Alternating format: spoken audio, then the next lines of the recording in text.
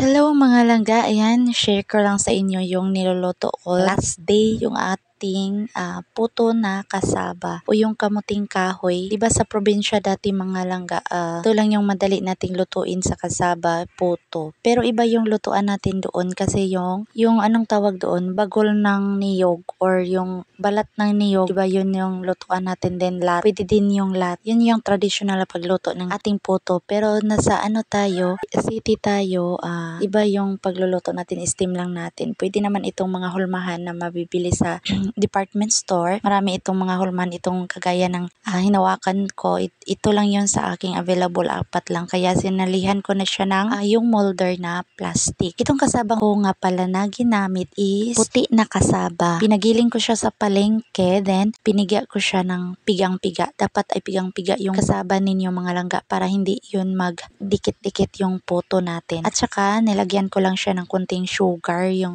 almost 1/8 cup ng sugar, hinalo ko dyan sa kasaba. Then after that, nilagyan ko siya ng grated coconut, yung coconut na ginagamit natin pang gata, pwede yun. Or else, kung meron kayong buko, yung young coconut, pwede din yun, haluan yun ng konti. Then basta yung kasaba ninyo is ipiga lang natin. Hindi ko talaga siya langga na videohan. Akala ko naka-on yung camera ko pero hindi pala. Hindi ko na videohan yung pagpiga ko sa kasaba. Nag-grease lang ako ng butter doon. Yung ginamit ko hindi yun butter na mamahalin, yung margarine lang yung gamit ko. Nag-grease na ako dyan sa molder, tapos yan nilagyan ko siya ng muscovado sugar. Then after that, nilagay ko na yung kasaba para mamaya pagkaluto, yan na yung silbing palaman natin sa ating puto kasaba. Yan. While nag-ready ako nito mga langga, nagpainit na ako sa aking steamer. Pagkatapos ay niluto ko siya sa loob ng 40 minutes.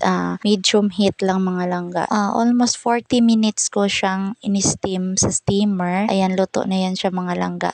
Narest ko lang siya sandali para lumamig konti. Tapos nag-grease lang ako ng aking lalagyan. Then itinaob ko na yan dyan.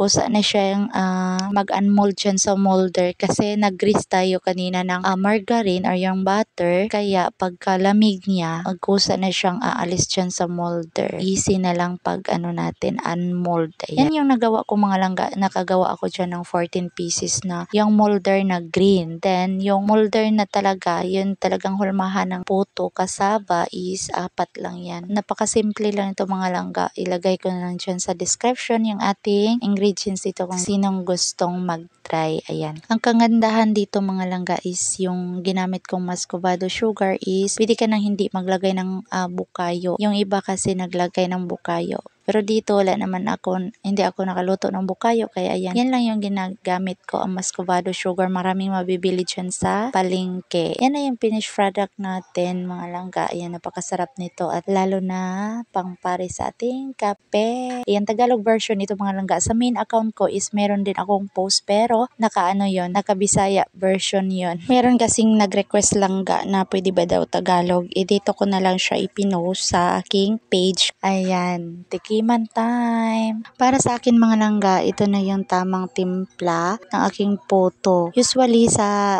dating mga puto is matabang talaga siya kasi pampares ng kape. Ito meron na siyang muscovado. Pwede namang hindi nalagyan. Thank you so much for watching mga langga. Bye!